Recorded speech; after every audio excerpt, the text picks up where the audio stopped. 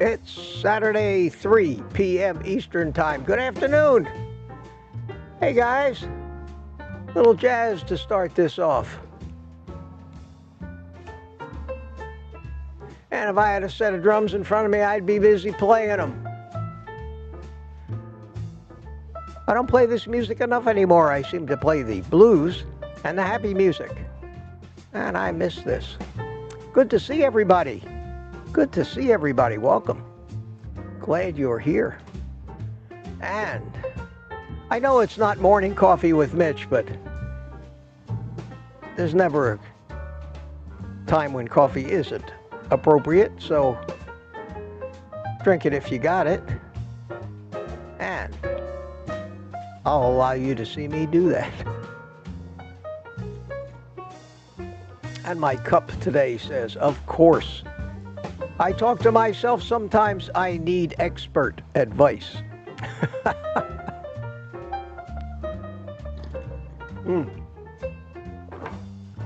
God, always good. Always good. Okay. Okay, we can fade the music out. What do you think of this look? What do you think of this look, guys? It's the first time I think I've ever worn a baseball cap. And I'm wearing a baseball cap today on the live stream. It's in the mid-70s here. It's just gorgeous. I even had to turn the ceiling fan on a little bit. No jacket, no knit cap, but a head that's just beat up from my plumbing adventure the other day. And I figured, you guys would be doing nothing but staring at the bumps on my head, staring at the bumps if I didn't put a cap on. So I got a baseball cap. And this particular baseball cap happens to be an Arturo Fuente cap. Arturo Fuente is one of the oldest, most reputable cigar manufacturers in the world. Started out as a Cuban brand way, way, way back, and now is made in the Dominican Republic. They make great cigars. Arturo Fuente. So I thought I would, in the spirit of cigar smokers everywhere, I thought I would honor them today with a Fuente cap. Yes, sir. Yes, sir. How many people we got here so far? And are we live? Inquiring minds want to know. 42 people here so far and in Rumble. Let's see if it actually is working. Yes, I am live on Rumble. I saw Mike Seeley Sr. in the chat beforehand there. Good to see you, Mike. Of course, it's disappeared in this chat now. I have 2 people watching. I know that the attendance in these afternoon and evening live streams doesn't begin to approach the morning coffee live stream, and that's okay because that's my main live stream these days, doing that thing every morning, and it tickles me. The following of regulars that we have is gratifying. So thank you guys for that. I am going to open this live stream up at some point, put a link to a panel in the chat. It'll say StreamYard on the link, and some of you who would like could come in and talk and entertain, and we could entertain each other for a little while. I have no preconceived notions at this point how long this live stream will last. As long as it stays popular, as long as people come in and enjoy it, I'll keep doing it. If it gets to the point where I got to beg people to come and watch it, then I'll stop doing it. This is not for me. This is for you guys. This is for you. It's unusual sitting here at this time of day. Have different light, have the sun up off to my upper right, shining through the window over there, but at least it's not shining where I have to look at the computer screen, and it's not shining on screen, so it's not bad. It's not bad. I had, let me say hi to some of the early birds first, and then I'll go into the few show notes that I have, and then we'll see how the attendance is, and we'll decide what to talk about. If you have any questions, now today would be a great time to ask them. Put them in the chat with capital QQQ in front of them, and I'll get to them. I doubt that we'll be swamped here this afternoon like we were this morning. We were swamped this morning, and that live stream went almost 2 hours. 5 minutes shy, well, 3 minutes shy of 2 hours. Wow. And I have a funny feeling that the day of the hour-long Morning Coffee with Mitch live streams has far long gone by, and the best I can do these days seems to be an hour and a half if I wrap it up, but they keep getting longer and longer and longer. So, in case you haven't noticed it, I've kind of settled into that being the real thrust of the channel that I have here. I think all of us together are doing the most good when we have things like that, other than yet another video from me. And I will continue to make videos and put them out, but I doubt I'm going to do it every day. I doubt I'm going to do it every day. There are a lot of work, a lot of time, a lot of thought, very little following on them, very few views on them. YouTube doesn't push me out there. Nothing else I can do about that, but the live streams make me feel good. I feel like I'm accomplishing something.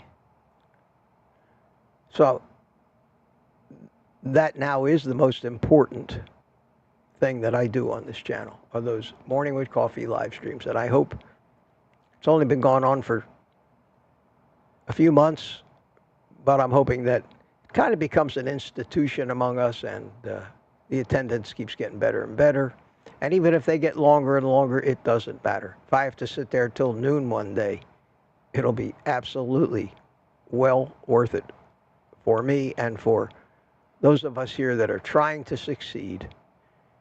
Just need a little motivation and a little reinforcement to succeed on this against all odds, to tell you the truth.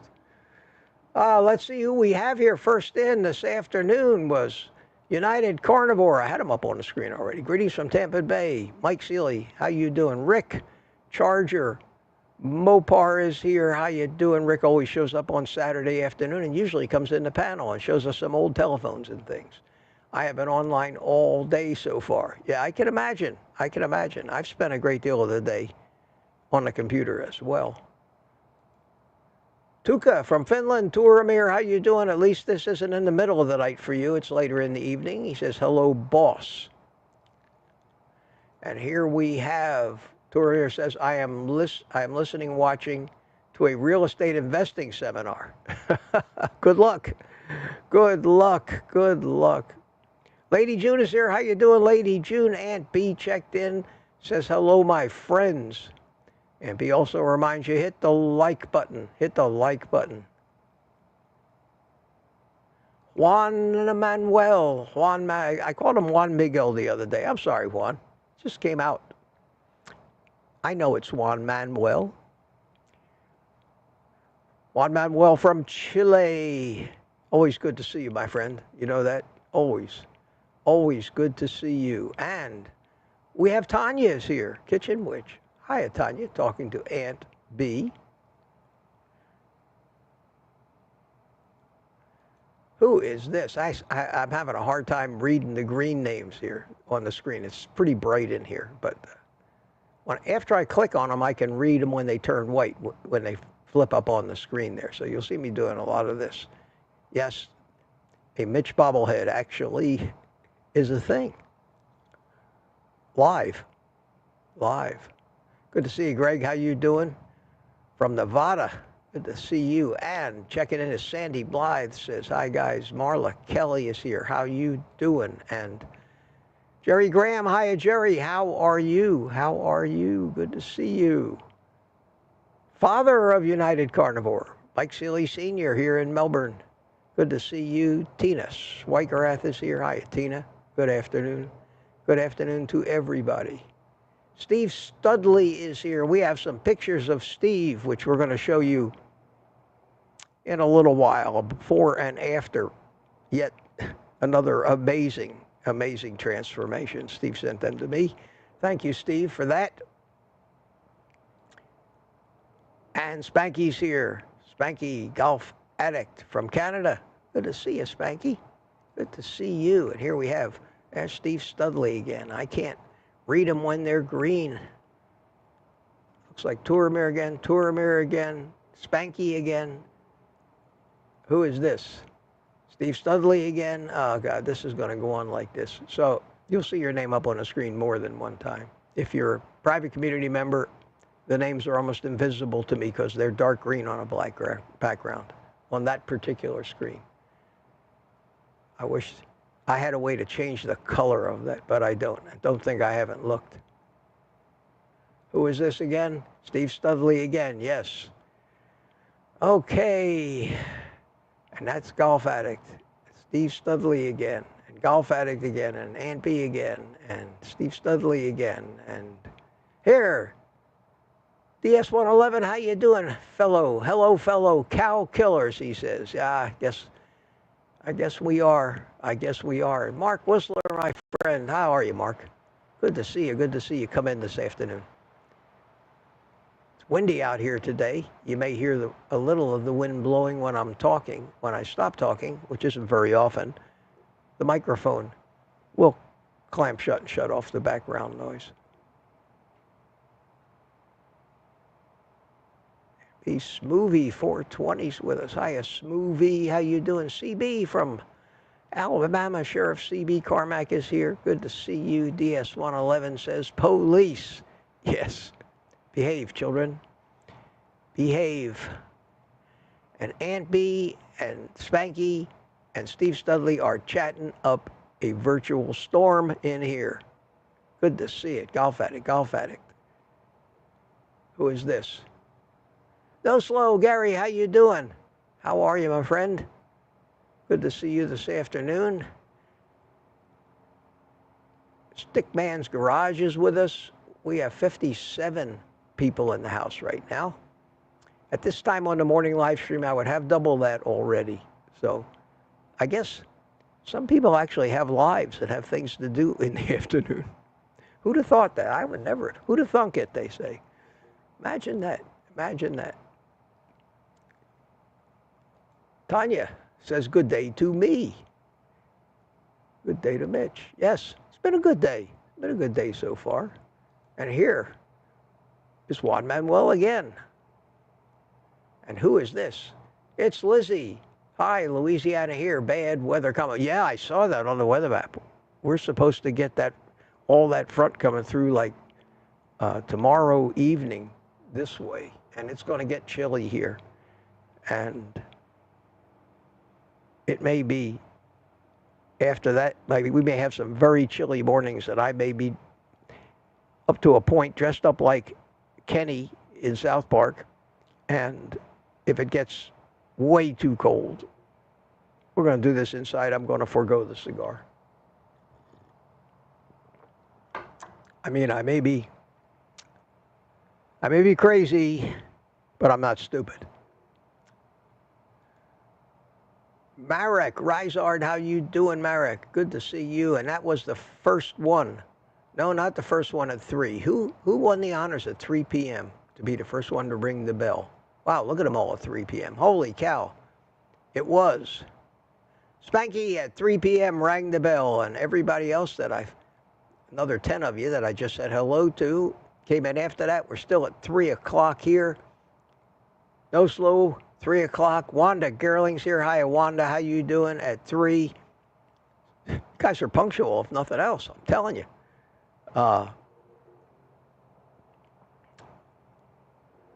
Anybody else I didn't say hi to? Jerry Graham. Hi, Mitch. Love the jazz. Yeah, jazz is cool. I like that. The name of that song is called Book Bag. It's been my theme song ever since the drone days. I've used that on my channel. God, 5-6 years ago I was using it, and I still don't ever get tired of listening to it. I love it. I love it because I like contemporary jazz, especially things like piano trio, you know, bass, drums, and piano. I love that stuff. I love it. Love it. I like a lot of different kinds of music, as a matter of fact. Who is this? No Slow again. I wish I could read these things.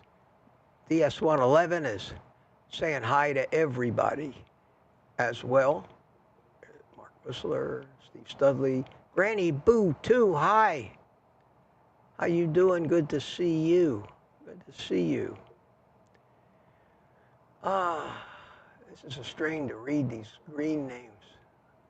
I don't know, I've tried adjusting the monitor. I've tried doing all kinds of things to make them stand out more, but this monitor simply does not get bright enough. Not get bright enough. It's a gaming monitor. I got it as a gift. I got it as a gift when I bought something from Samsung. They threw in one of these, either a watch or a phone at one point, and they threw in one of these. It's a low resolution. It's made for computer games. It has a very high refresh rate, but as far as the quality of the picture goes, not good. I keep toying with the idea of actually getting a halfway decent real monitor to replace this outside. So someday I may do that. I may do that.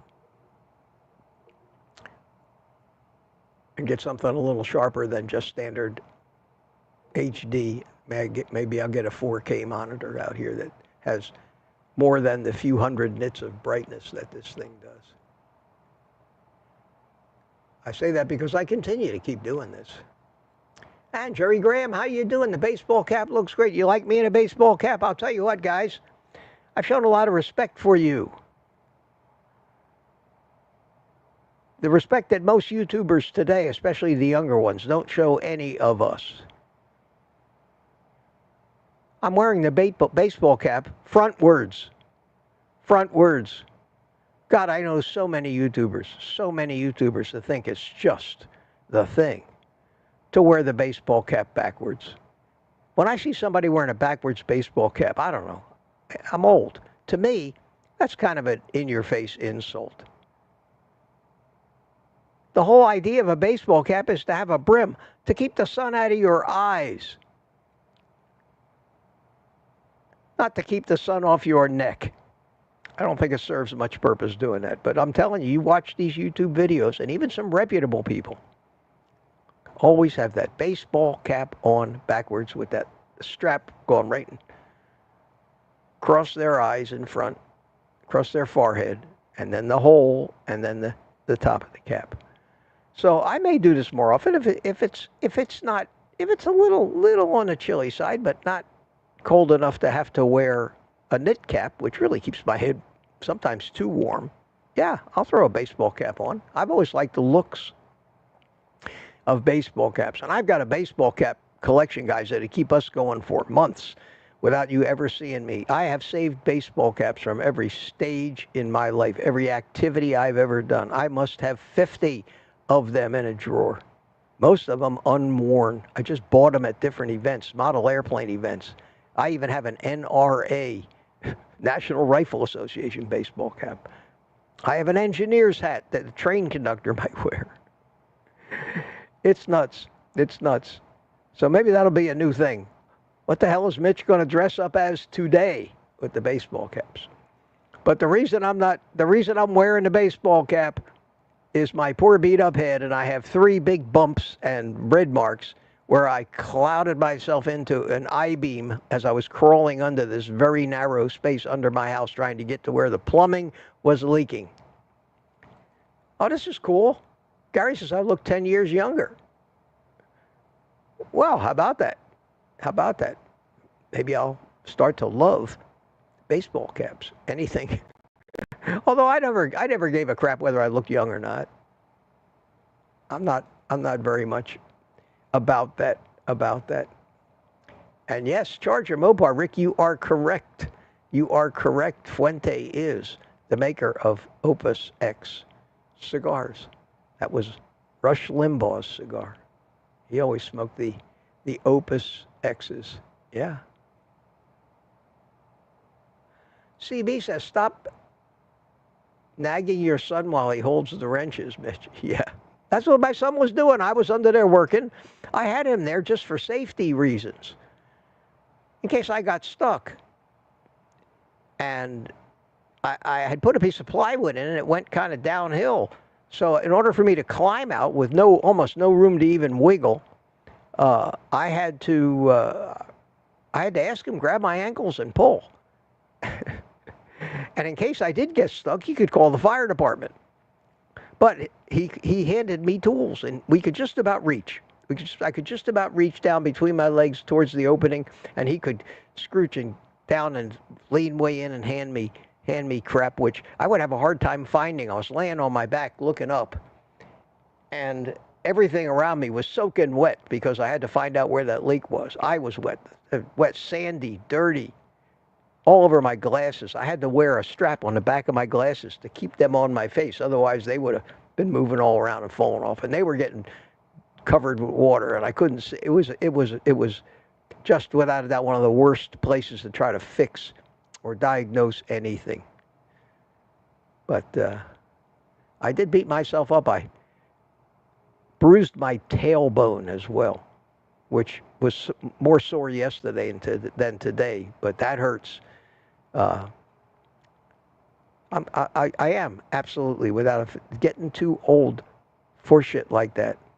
What that reminded me of was when you see these people that go down in caves and they have to squeeze between these really narrow portions of rock and almost get stuck and they can't get their gears. That's what it felt like for me under there. And talk about, I'm not a claustrophobic, thank goodness, but if you were claustrophobic, man, you would panic and kill yourself down there.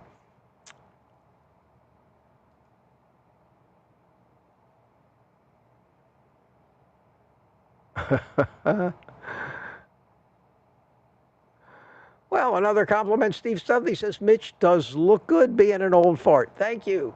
Thank you. I'm proud to wear the old fart moniker, honest to God. There's a couple of things that people say I don't get mad at. I say thank you. Anybody calls me an asshole. Somebody calls me an asshole, I look and I kind of smile and I say, thank you. It's taken me 40 years to perfect that art. And it's nice to be complimented once in a while. And there's no comeback to an answer like that. There's no answer to a comeback like that. Sometimes it's fun messing with people's minds. Paul McGrogan, how you doing? Good to see you today. Good to see you. How we doing attendance-wise? 66 people. Okay, it's climbing up there slowly, slowly. I think we got enough people that I can throw my coffee link in there in case any of you just feel the need. And don't let me stop you. Don't let me stop you. Yes, it worked. And I won't even tell you why. You know why by this time. And I'm up to 3:04, so it was a great deal of chatting going on, and it's already got almost 25 after. How do I get 20 minutes behind in the chat when the stream just started 3 seconds ago? I don't get it. But I'm going to keep going like this, and we're just going to keep going, and in a little while, I'm going to throw the link after I go through my show notes, and then I'll peruse while we have other people in the panel talking. Hopefully some of you will come in, and hopefully some of you that have never come into one of these panels will come in today. And then I'll kind of look and cruise for questions and answer them when they show up without all the rushing.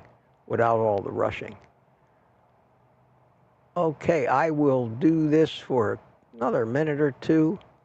Here we go. Somebody named LRC New. Hi. You are new. I haven't seen you before. Good to see you. I always enjoy your morning chats. First time for me catching you at this time. Now 8 p.m. here in Portugal. Ah, isn't that great? Isn't that great? There's a country I've never been to. I understand it's a great country. So you obviously speak Portuguese. Obviously. Like they do in Brazil, but a slightly different dialect from what I understand. Kind of like the British speak English, but it's different than American English.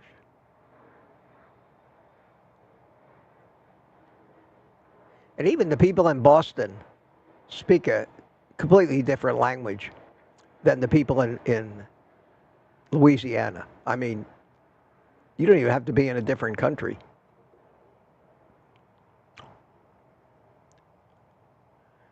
Sandy. Is this? Yes. Steve Rogers, Captain America, back again. Hi, Steve. How you doing, my friend?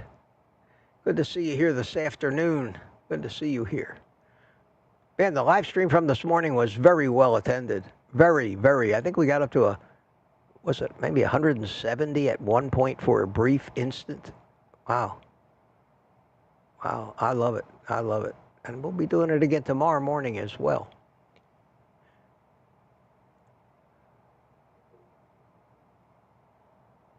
Okay, I think I'm getting it. Whoa, hey, look, everybody, it's a question. Yes, it's a question from DS111, QQQ. I've heard carnivore doctors say burger patties from McDonald's, for example, are okay.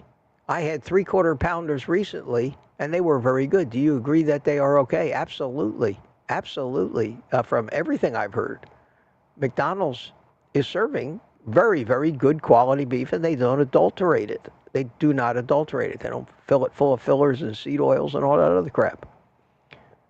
And when you think about it, they have an a la carte menu. And you can go right up to McDonald's, and you can say, I want 3 or 4, depending on whether you want 3/4 of a pound or a full pound of ground beef for dinner. And they will give you one of these little styrofoam flip liddy things, and it'll have nothing but a ground beef patty in it. And if you're out, you can always find a McDonald's. I don't care where you are. There's always going to be a McDonald's right there for you. You can stay on carnivore. And the nice thing about that is if you think you need a little more food, you can just order another one.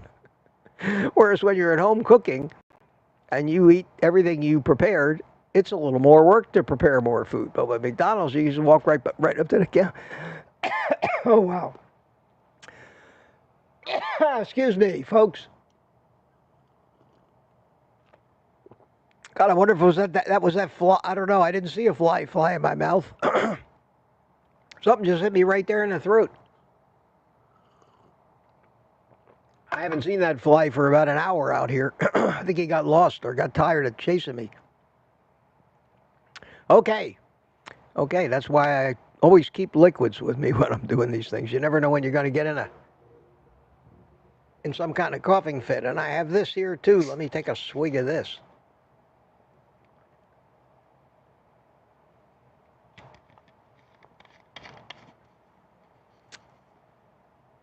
Carnivore champagne.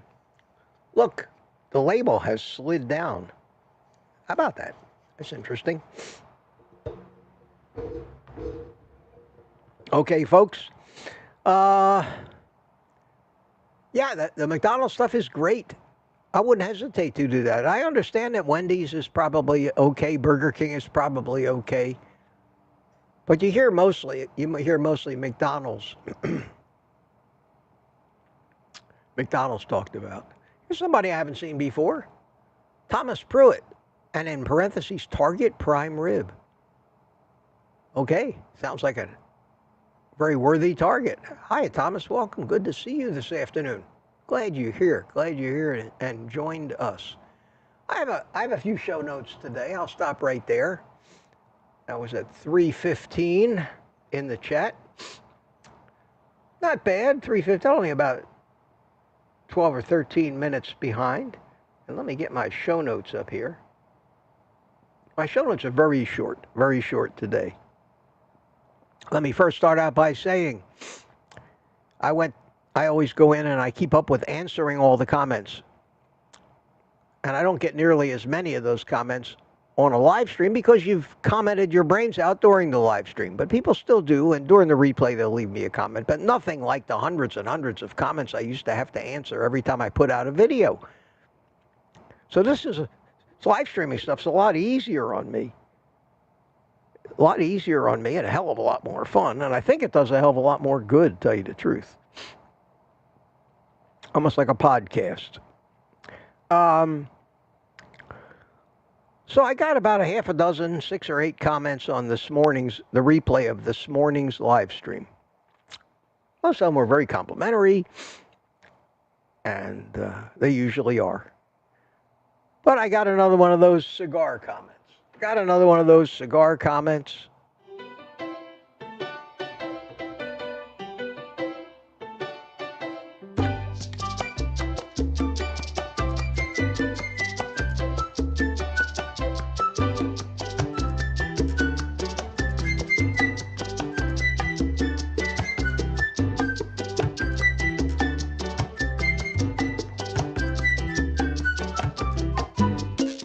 And if that commenter is watching, this one's for you, my friend. This one is for you. And the comment, to paraphrase, went a little something like this. Mitch, I'm new to carnivore, but I have done a lot of research and I have watched many of your videos. I really like what you have to say about these things. I said, oh, that's nice. But, here it comes. But, for the first time, I watched your morning live stream today. And I see that you smoke cigars. Which means you don't care about your health. So I can't listen to you anymore.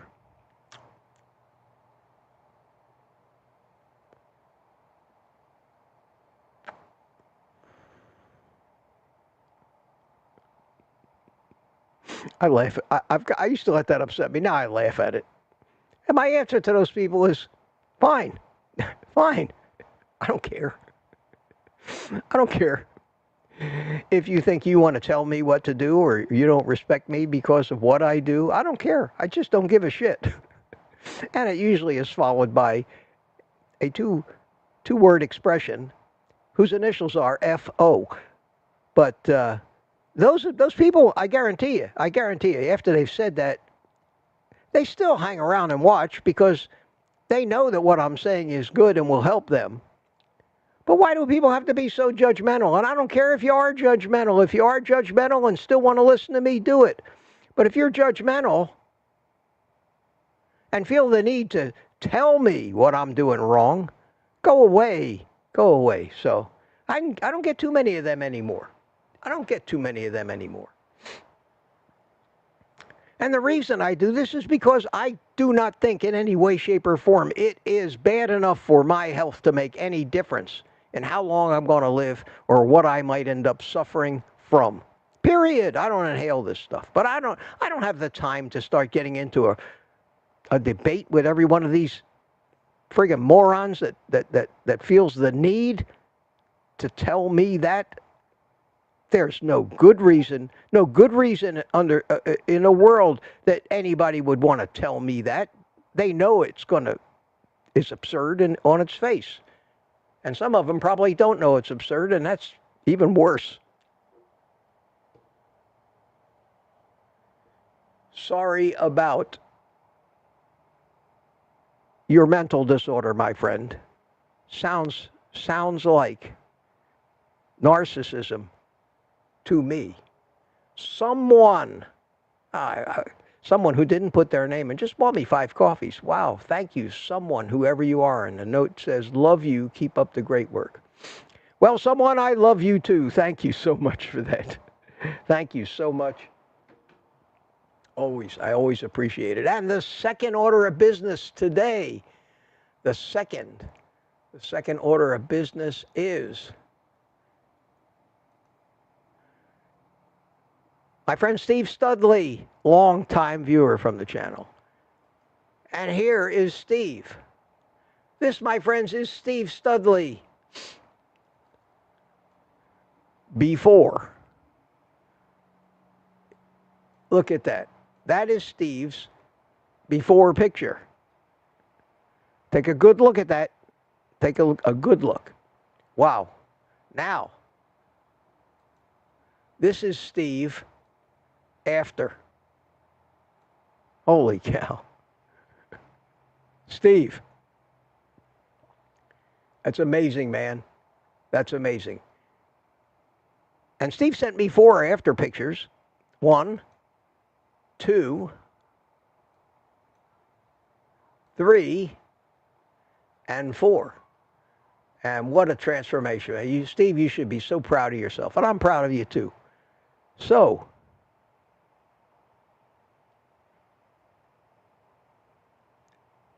you get one of these.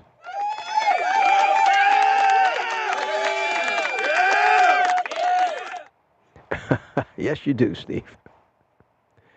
Thanks for sending me that picture. I am working on that page on my website where I'll have, I'll feature all of these, and I'm getting a little collection of them now, all of these before and after pictures that will just amaze you. Many of you haven't seen some of them. You may not have been on a particular live stream when I showed them off, but I'll let you know as soon as that's ready to go public, and you guys can take a look at that, and then hopefully you'll send me pictures. I like to get pictures. Send me pictures before and after. Send me pictures of you with my coffee cups, with my T-shirts, things like that. I put them all on the website. It's great to put faces with the names. It means a lot. It means a lot. So I hope that I'm clicking buttons here, trying to put things back the way they were after I showed you. That's the benefit on my indoor studio. I've got 3 monitors. I don't have to move things out of the way to show something else. Oh, yeah. Oh, yeah. Okay. 87 people. Wow. That's not bad. Not bad. Not bad. Okay, that's it, my friends. I'll tell you what I'm going to do right now. I'm going to put the link in the chat for the StreamYard. And let's see if we can't put us together a little panel of good-looking, successful carnivores here. StreamYard.com. That's it. Here it comes. Okay, that link is now in the chat, so let's see how many of you come into the green room, and we'll get some of our friends in here. And we'll see how everybody's doing. And if you've never done this before, give it a shot. We may have some technical difficulties. Your audio might not be good. You might have an echo. You might have to learn how to do it. That's okay. That's okay. Everybody did at one point. All right, in the meantime, I'm going to look for some more questions and say hello to more people. Aha. There he is. Greg Smith is in the green room. We'll get to you in 1 minute, Greg. I'm going to... Ah, Tuca, I look 20 years younger like a Greek god. Well, let me give you the name of a good optometrist, Tuca. I don't even have to do that. Tuca's in the green room. Mark's channel's here. How you doing, Mark? Good to see you. B. Matt. Hi, Matt. Welcome to you. Welcome to you, my friend. Okay, first in was Greg Smith in Nevada with a cigar in his hand, drinking a cup of coffee as we speak. How are you, my friend? All right, how you doing? I'm doing great, man. Can't you tell? Yeah. There's nothing I'd rather be doing than this. I'm telling you, this is fabulous. Fabulous. You enjoying your vacation at home? Oh, yeah. Just kicking back. My brother-in-law came yesterday and brought his annual gift of a box of cigars and a case of booze. Well, he's half right for you. Well, you know. Okay, well, good to see you. I got people climbing in, and it's all the usual guys, except for Mark. I don't know which Mark that is, but we'll see. Next up, guess who? Tuca. Yeah, that's it. Him. Hey, Tuca, how you doing, buddy? Hello, asshole. Thank you so much. Thank you. It's about time somebody recognized the hard work that it takes to become the asshole that I am. Yes. Sorry, Mitch, I had to. No, that's great. That's great. I love it. I tell people that to me it's recognition of something that I've worked very hard for. How are you doing, boss? I'm doing great, man. How are you today? I'm good, thanks. Just finished my meet, and so I'm ready to hang around here. Good, good, So good. Now I see somebody named Mark here, but all I see is black. So as soon as I see Mark, are you there, or you just got your camera turned off? be Matt. I don't see Mark. Don't see Mark at all. Okay, I'll keep watching that little window in the green screen in the green room, and see. And the usual suspects are all here today, guys. The rest of you just haven't realized yet how much fun this is, have they? Spanky! Spanky. Spanky. Hey, how you guys doing? Spanky in Canada, and Spanky is wearing a baseball cap, and I am too. There you go. Should I join the club? You're missing a cigar, Spanky, however. You're missing All your four cigar. of us are wearing caps. Yeah. And last but not least so far, Peter. What? Peter. Hey, Peter. How you doing, Peter? You in the furniture store today? Wait a minute. Here's your Peter baseball says. cap there, Peter. Okay. And did somebody just come to? I'm expecting a delivery of cigars today, and I just heard some activity at my front door. But Go get him, Mitch. I don't know. Yes, they probably delivered. Someone is at your front door. All right, you guys. Let me just run for a second. You guys talk to each other. Put on a show. Put on a show, okay? You can do it. I can't believe it. I can't believe I missed Santa again. Put on a show. I'll be right back. I can't believe that I missed Santa. Damn it. Second time this year. So how's everybody's Christmas? Slow, just- quiet. Just the way I like it. Yeah, I know what you mean. Mm-hmm.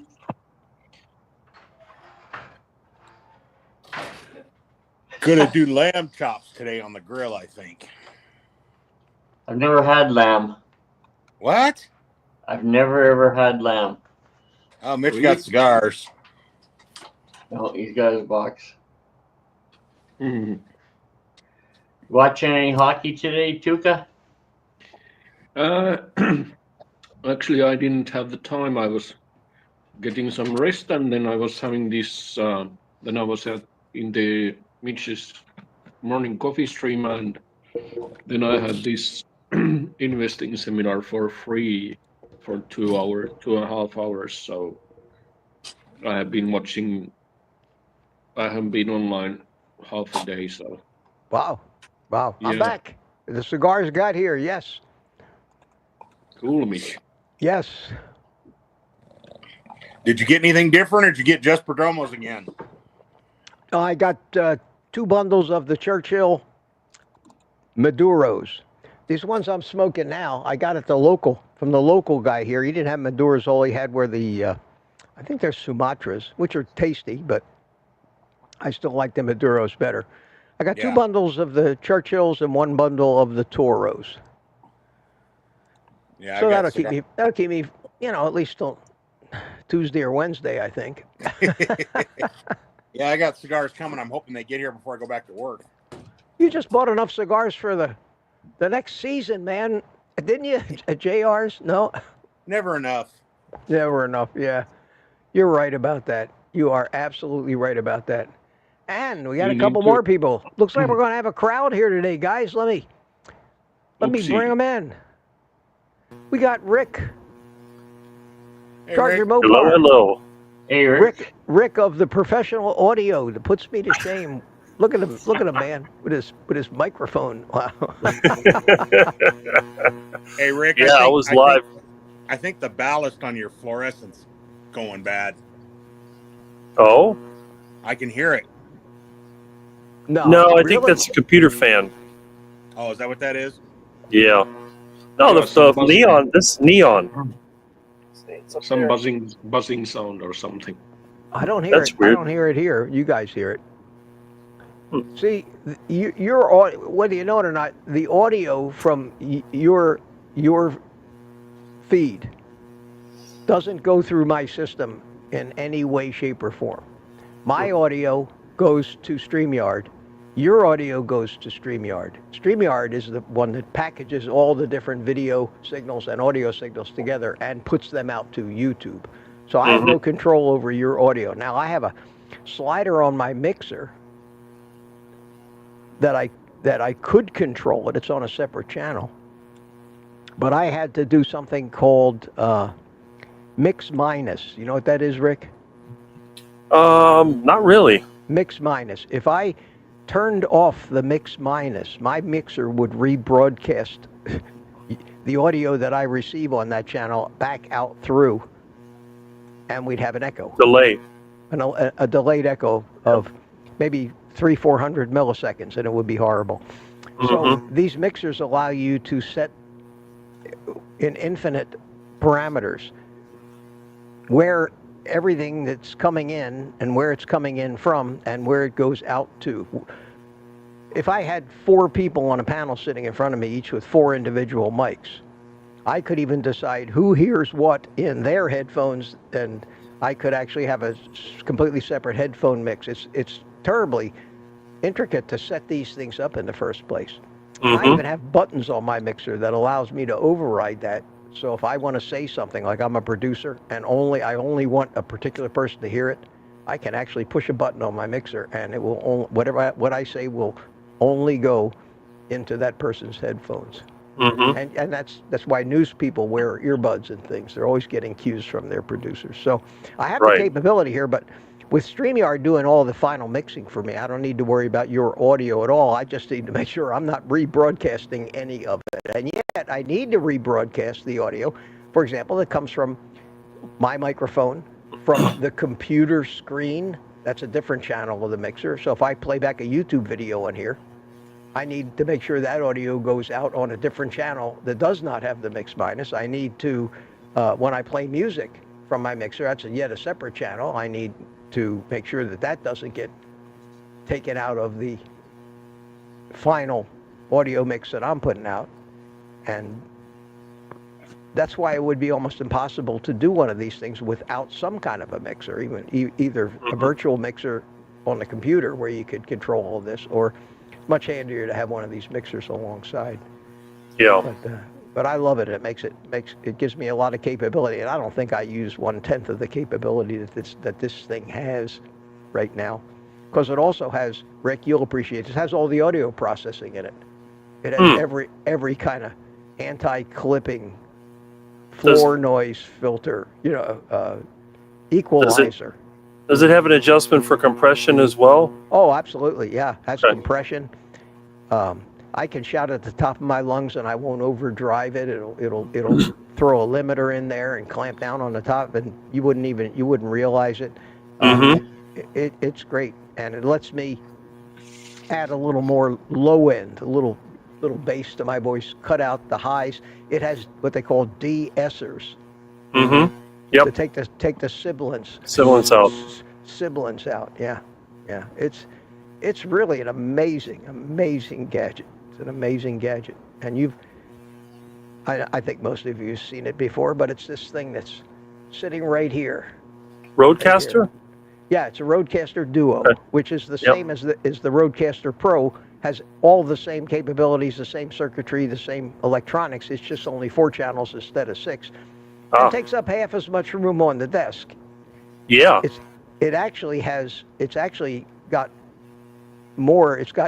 more than 4 channels. It's got 4 sliders, but it's got virtual channels too.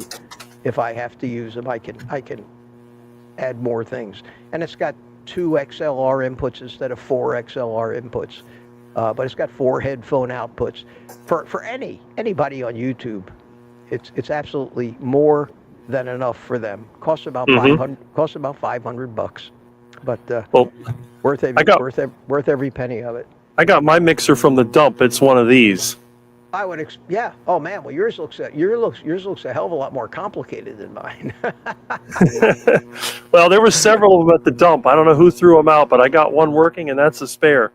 I'll tell you what, there are times when you're trying to set these mixers up that I could understand the urge to rip the wires out of them and take them out to the trash can.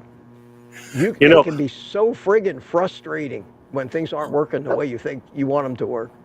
This morning when I was doing my live stream, my cat got into it. He started pulling wires out, and that was a little frustrating. Where do you do a live stream? I didn't know you did a live stream. I did my first one on YouTube. I haven't done one before, so I figured I'd do a half an hour before your live stream, but then it turned into a 2.5 hour live stream. Everybody kept making comments and asking questions, so I kept going. How many followers do you have on YouTube? I have about 3,100 something subscribers. Oh hell, man, you're a YouTube. I didn't know you were that established a YouTuber. I very rarely. Usually, if I go to somebody's channel to check them out, it says, no subscribers, no videos, no views. It's just people had to register, so they had a name that they could use when in the chat. But I'm going to check you out, young man. I've been on YouTube since 2007, but I was inactive for 10 years when they deleted my channel. But then, when the whole carnivore diet thing came up, after my mom died in 2020, I started making videos again. And it's just simple stuff. There's nothing fancy about it. Well, that's cool. And waiting patiently in the green room while I go through all these gyrations is Guana Man.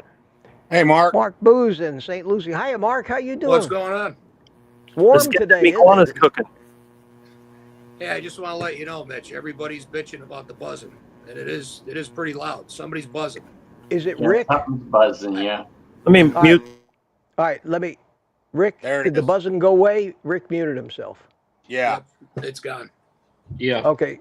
It's gone. All right, Rick, something in your setup, it may be in your mixer you're using or something, is creating a buzz. I can't hear it here, but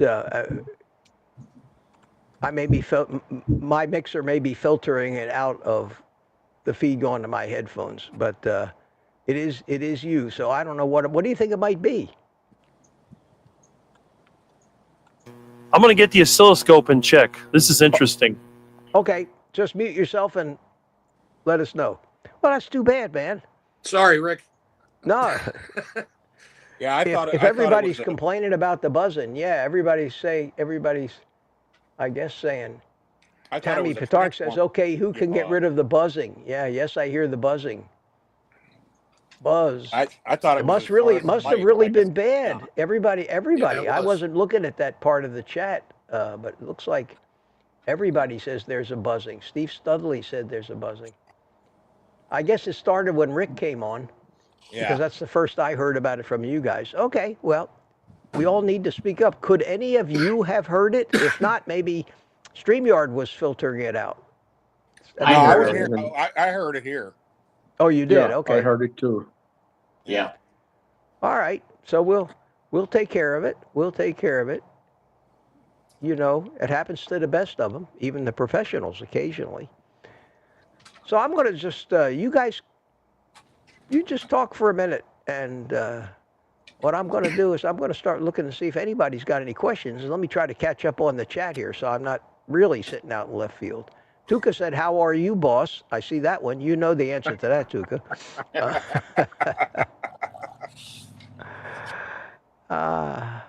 So go ahead. Don't let me stop you. Don't let me stop you. Just ignore me. See, nobody knows what to say when they're on camera. What's that? Huh? You've never had nobody lamb? knows what to say when they're on camera. I've never had lamb, no. Oh, man, you should try it. I've had it. I don't like it. No, They're You're not a just fan? they're just so cute. Yeah, but they taste so good. Yeah, I don't know if I could do it. You could pick up the lamb. The lamb chops are only, yay big. And you can pick them. They're like little T-bones.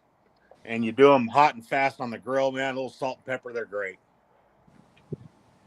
Mm-hmm. If I didn't know what I was eating, maybe, but it's like I can't eat rabbit Come on, either. don't be such a pussy. Why not? Rabbit's delicious. Tastes like chicken. I'll take your word for it. I always say, well, why not just eat chicken then? It's probably cheaper. That's right, Mitch. Yeah. Well, I mean, Rabbits are probably more economical if you're raising them for meat because they reproduce so fast. Chickens do have the egg advantage. So.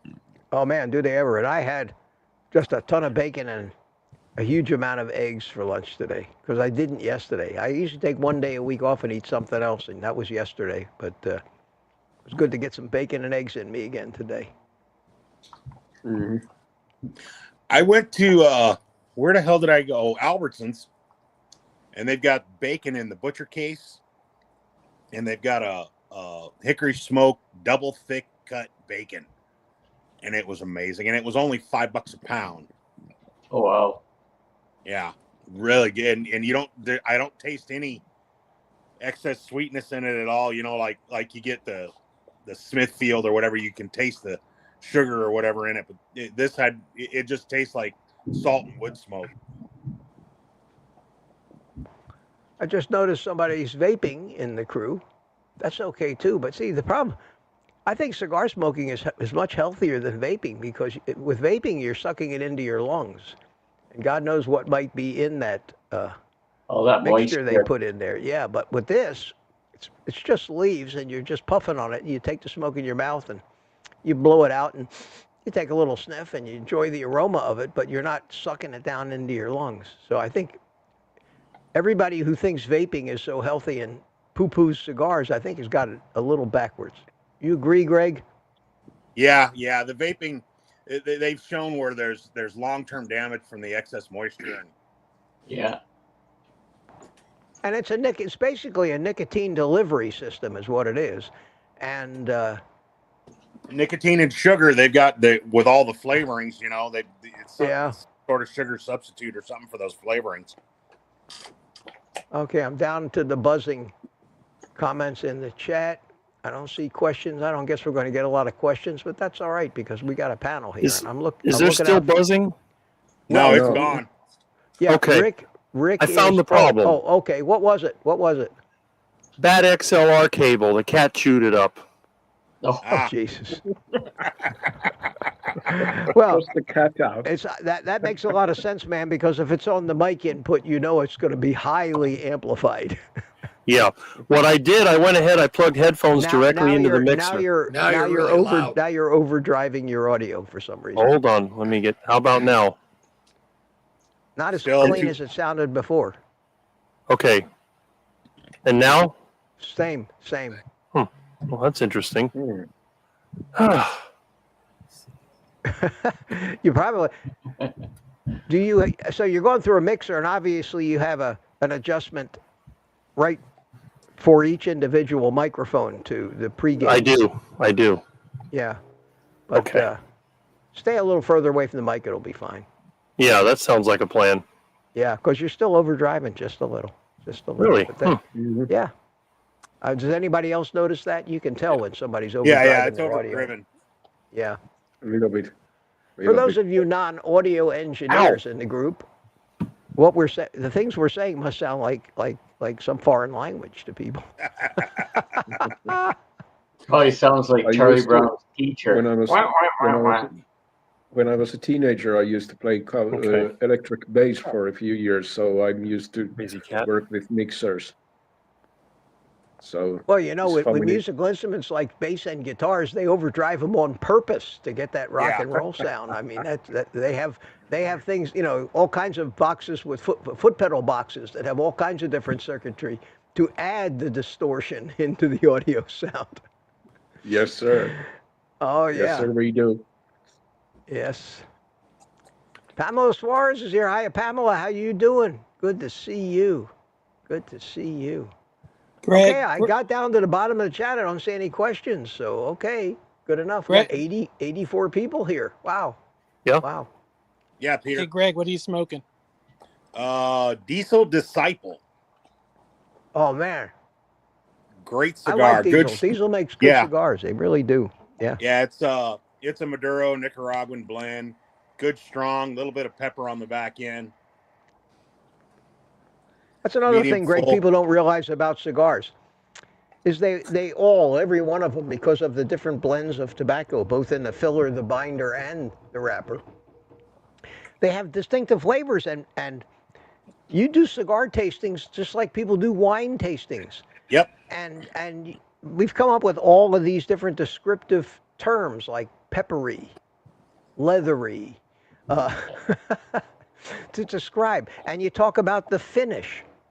Yeah. You know, just like you do with wines, you talk about it, it has a leathery finish. It's basically a fancy way of saying aftertaste. Yeah. Yeah. And Yeah, I and they like a little pepper, a little leather, a little soil. Yeah, yeah. Some of them I used to say just have a barnyard flavor to them. They Yeah, taste like the straw right out of the bottom of a horse stall, which is not real good. But unfortunately, there are a lot of tobaccos that have that flavor in them. I like a ducky. I like a ducky finish. A ducky, yeah. finish? Rick, yeah. Rick likes a cigar that goes quack every time you puff on it. That They my come with brother-in-law little bought me. noisemakers built right into them. Where you suck on it, it goes quack. Hey, what about an El Explodo cigar? And yeah. I've never smoked one, but that's quite a gag. That would scare the shit out of me. An exploding cigar. Yeah, my brother-in-law bought me a box of the Romeo and Juliet, the Medallas de Oro, the 1875 reserves. Man, that's a good cigar. Wow. I got a delay on your audio there. I don't know why. On mine? Yeah, your audio was a little ahead of your video. Something, and that's not your fault. Nothing you can do, but it happens sometimes on a stream that you get out of sync. No, now it's back. I think it's back okay again. It finally usually catches up with itself. It's probably because I had the chat open on my phone next to the tablet, and it was picking it up. Oh, okay. Yeah, it usually straightens itself out after a few seconds. Okay, we have a new arrival in the green room. And a question Mark for Whistler. you, Mitch. Mark Whistler. Hey, Mark. How you doing? What's up, Looks Mark? like you're ready to give Hey, us Mark a song. Whistler. Yes, Mark, light her up. Now, Smoke 'em if you got 'em. If I get nauseous and pass out, call somebody that cares, okay?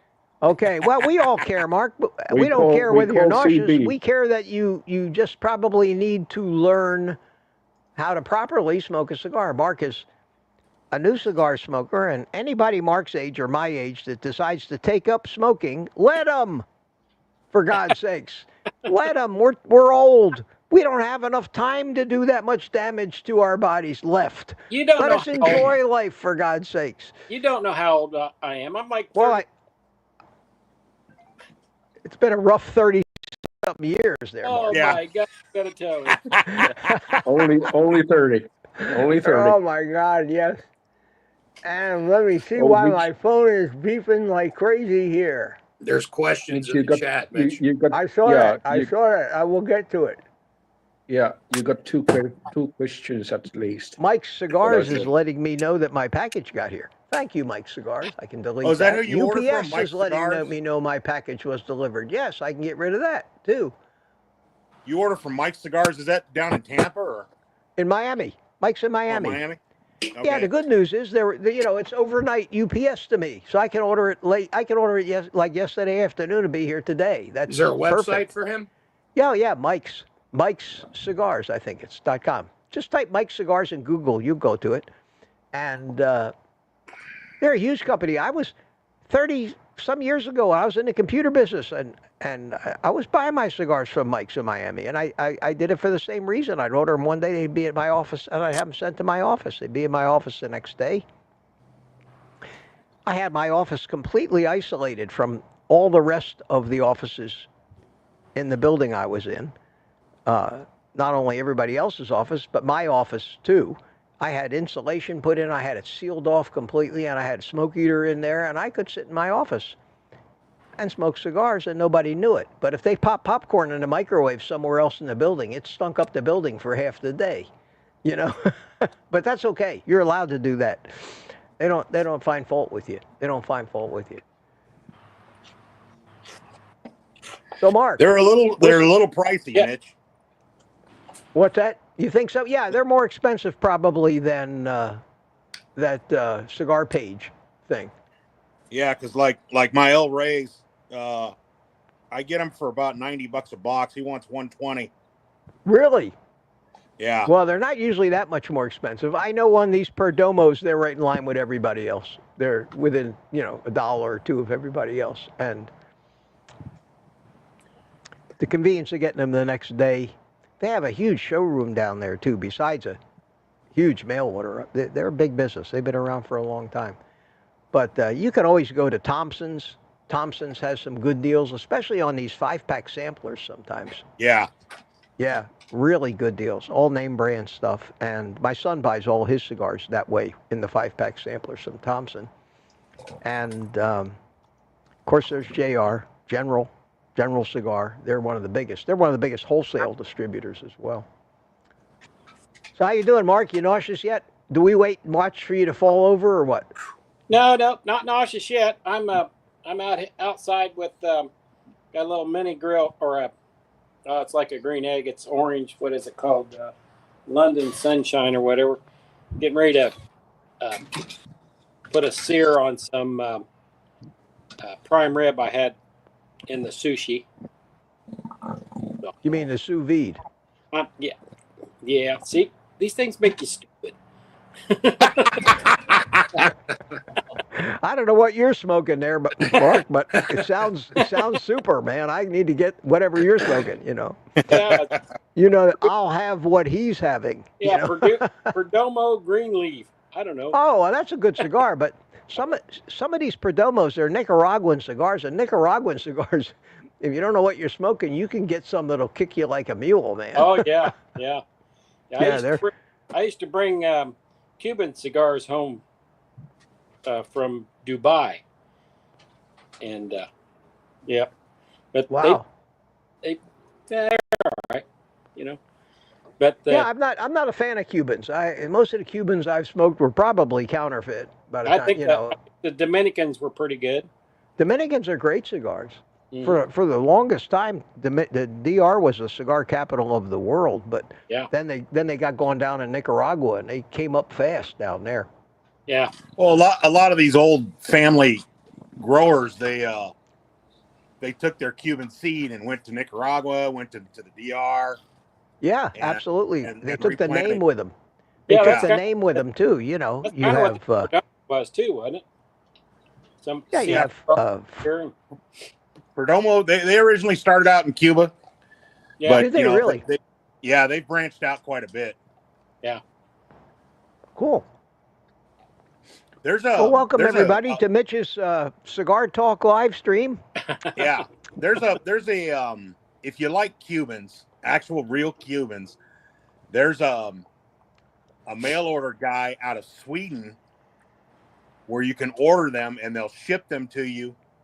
You got to pay the VAT tax coming in, but you can get actual Cubans through Sweden. DS111 says, I think we're losing people. He says, can we stop talking about cigars? Yeah. I was afraid of that. I'm watching the viewer count go down and down and down, and I'm saying, these carnivore people that have come in here to hear carnivore, as if I don't talk about carnivore enough. Yeah. They're tired of it. Sherry Morgan is here, too. I know she doesn't smoke cigars. How you doing? Okay, we'll cut back on the carnivore talk, even though Steve Studley says, love me some cigars. Yes. Did you see my comment? LRC put a question before your question. Okay, let me go back in the chat and see to find these questions and talk about them. Okay, here we go. Carnivore question. All right, so say carnivore question. What are things carnivores need to take as nutrition supplements? None. Okay. We've talked about, how many times have we talked about that? We've talked about it a lot, and I always relish in any more opportunity to talk about it. As far as supplements go, pretty much the only thing I've discovered that's missing from a carnivore diet, if you're eating decent quality meat, eggs, bacon, fish, maybe some chicken, is going to be electrolytes and iodine. That's about it. Electrolytes and iodine as a general thing. Not Nope. an individual thing, but a general thing. You guys agree, or do you have anything to add to that?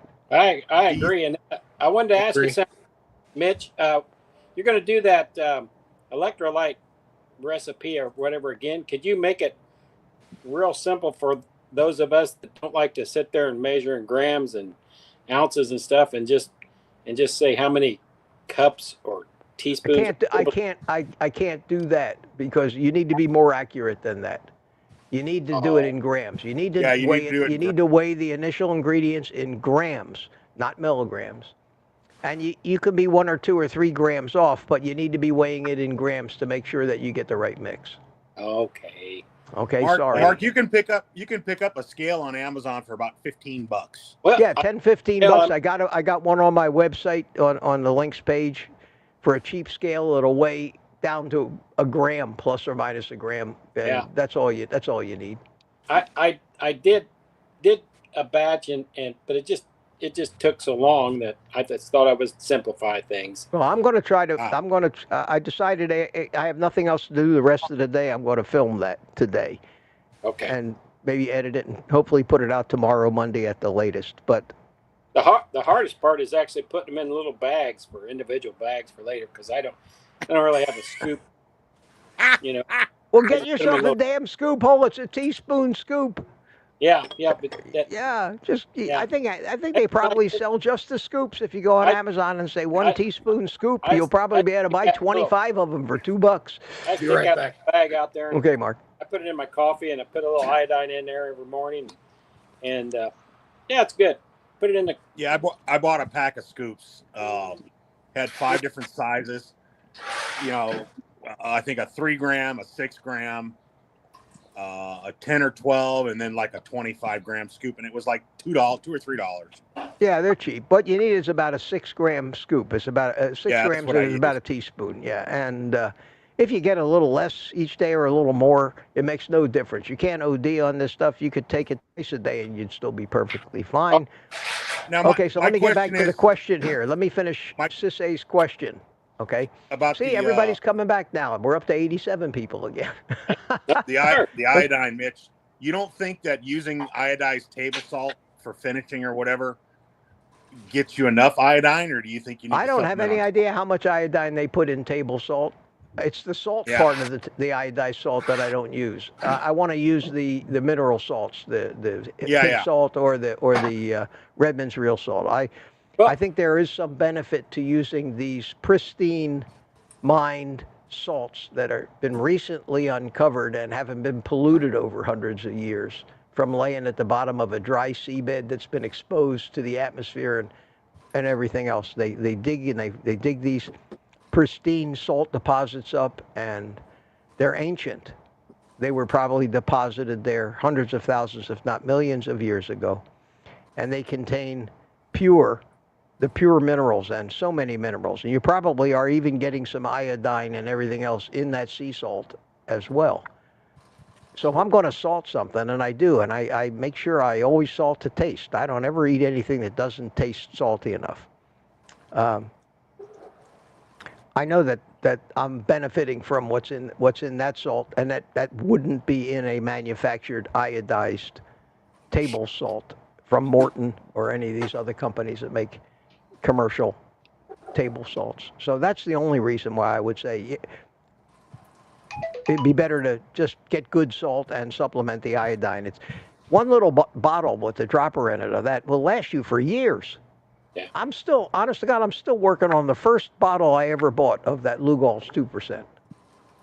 I'm getting down to the bottom of it, but I'm still working on that first bottle. It's been two and a half years since I bought that first bottle of iodine. Don't they say if you get too much, you piss it out? Yeah, you pee it out. You'd have to go a hell of a way to have iodine poisoning. I mean, you'd have to be drinking that stuff. You'd have to be using medical grade iodine, that they used to before surgery to wipe down, the sites of incisions and things, Yeah, when they do the test, I guess they give you so much, and then they see how much you piss out, and if you don't piss out very much, then your body needs it. So you keep taking that until you start pissing out more and more of it, That's great. Yeah. Yeah, that's great. I hadn't heard that, but that makes a lot of sense. Yeah, there's a doctor in Michigan that has you send off your stuff to do that, and but it's a couple $100 to have that tested. Come on. Well, I got that test has got to be complicated because you have to keep doing it. Yes, yeah, you'd have to keep doing it over a period of time and stuff. But yeah, wow, interesting. I think it makes a little difference. So I was putting probably 4 or 5 drops in my coffee, and then I've cut it back to a couple drops, and I don't know if it helps. It helps. Yeah, I've talked to guys on here that have said they're putting 10, 15 drops in their coffee every morning. It's supposed to be good for organ health, and that includes prostate. So yeah, for men, it might not be a bad thing to do for men to be taking the iodine. But to say other than that, other than the electrolytes, and electrolytes, basically the biggest symptom of lack of electrolytes is going to be leg cramps at night, and that knocks them out. That just knocks them out. I mean, for me, if I go 3 or 4 days and forget to mix electrolytes, damn if my leg cramps don't come back. And I start taking them again, and the next day, no leg cramps anymore. So I definitely have a cause and effect example for myself, and I can tell. And I've gotten to the point now where I will not miss a day. I make sure it's part of my morning routine. I put the 2 drops of iodine in the coffee, and while the coffee starts coming out of the Keurig machine, I grab the thermos jug and put the scoop of electrolytes in the bottom, and I have a Brita bottle, filter water bottle in the fridge. I take that, I pour it in, and it's ice cold. Shake it up real good, and I immediately drink some of it right off the bat, even before I have my coffee. And I make sure that before the end of the day is out, I make probably about 40 ounces. And that also shows me that I know that I'm going to be hydrating enough during the day, because I go out of my way to make sure I drink the electrolytes while I'm drinking an adequate amount of water. Kiltsey says that he does pretty much the same thing, and that's probably all the water he drinks. And one of his prime things is he thinks we all drink too much water, and that may be true. The conventional wisdom says drink 8 big glasses of water a day. That's a lot of water. That's a lot of water. You figure a big glass of water is going to be 12 to 16 ounces. You're drinking over 100 ounces of water a day. I say, take a look at your pee in the toilet. If it's dark yellow, you need more water. If it's crystal clear and has no color to it whatsoever, you're drinking too much water. And that seems to be a great gauge for me to tell. So if I work hard, if I work out or do something and I've dehydrated myself a little bit, I can tell right off the bat when I pee. It'll be dark yellow. Rick, there are eyes looking at us in your feed. Rick is losing the battle to his cat. Stealing the show. My cat is attacking the computer. He just will not stop. I don't know. I fed him, but I guess he wants more meat. There he goes. See, look at that. There you go. I'm telling you, man. You can't control them. They're like children. They're like children. So I hope that. When it comes to electrolytes, I've never had any cramps. I've never had a need for them. So well, maybe you're getting enough electrolytes from what you're eating then. Well, it might be because I eat yogurt every day. Well, it might be. It might be. Must be a Mitch, lot and iguanas. Tuca, what do you? Tuca's trying to get a word in edgewise here. What were you trying to say? Just that I have been using iodine salt since this summer, and I have not had any muscle cramps whatsoever during this period, and I use iodine salt practically daily. Oh, so, there's nothing wrong with it. There's nothing wrong with it. I think there might be a little benefit to these mined mineral salts as opposed to the commercial iodized salt, because you get a little more. You get a little something extra in them besides just the sodium. So could be. Yeah. That's just an opinion. Everything I say is an opinion, since I don't have a laboratory in my house or a research facility. Just for me. Yeah. Cool. But I was just looking on thought Amazon that Lugol's, you can only get it in the 3-pack or 6-pack or 12-pack right now. Really? Yeah, the single bottles you can't order right. They're unavailable. Oh no, that'd be a lifetime supply. Yeah. That would be a lifetime. I'm gonna go to my website here, and I'm gonna click my link and see what happens. Let's see here. I gotta go to links to stuff I use every day and supplements and Lugol's, and I'll do that. Currently unavailable. Oh yeah, but right underneath of it, it has all the different options. So the link is still good. You just have to pick the 3-pack, which would cost you $35. Where's the price? $37 for like 6 years supply. So that's not that could be worse. It could be worse. But yeah. Here it is here. See, Lugol's 3-pack. And over here is the because this is such a low resolution monitor. Subscribe and save. $37. So it's going to be about that, $38. You don't want tablets. You want the liquid. $38 one-time purchase, $39. So that's $13 a bottle. So for a year or two's worth of iodine, that's cheap. It's cheap stuff. Yeah. But I managed to get a bottle of it. I bought I finally broke down. I said I better have another bottle of this. I had that bottle of Lugol so long that the eyedropper, the rubber on the eyedropper, it lost its seal. It wouldn't work anymore. So I ended up going on Amazon and buying some empty glass eyedropper bottles, little bottles about the same size, and poured it into that. So it shows you how long that lasts. Yeah, a long time. Looks like the bring cat. something up. Oh, go ahead. I was just going to bring something up. Anybody that does Mitch's fried fish and the bacon and the pork rinds, grab a bag of swai at Walmart. Of what? Swai. It's called White SWAI. Swai. Okay.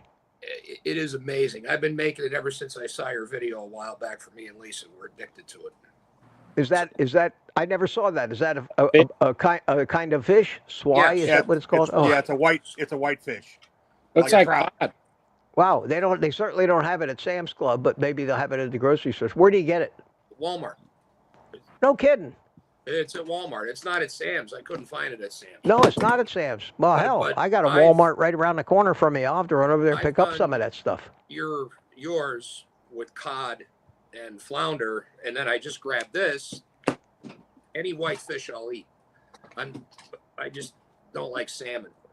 But this, with the fried and bacon grease with the pork rinds, I make it at least twice a week. Oh man, I'm going to get me some of that. That sounds good. Thank you. Yeah. Thank you for that. And I got done with Sissy's question. I think it's cheap. Cool. It's farmed in Vietnam. It's real common Mekong and Southeast Asia area. It's not wild caught, so you're going to have to deal with some of that, stigma that it's a farmed fish. It's actually a form of catfish, which I didn't know. Is it really? Wow. Yeah, and I was shocked by that. I used to love southern fried catfish, man. I always have. Yeah, but this is, excellent. Well, I hope I answered Sissy's question. I had one more thing I wanted to say on that subject of nutrition.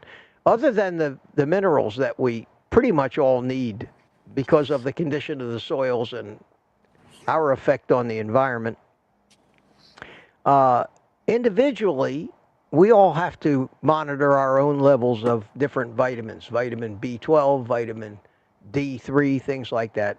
And that's done through blood tests. So for me, I'm on the lower end of the vitamin D spectrum, so I take a vitamin D supplement.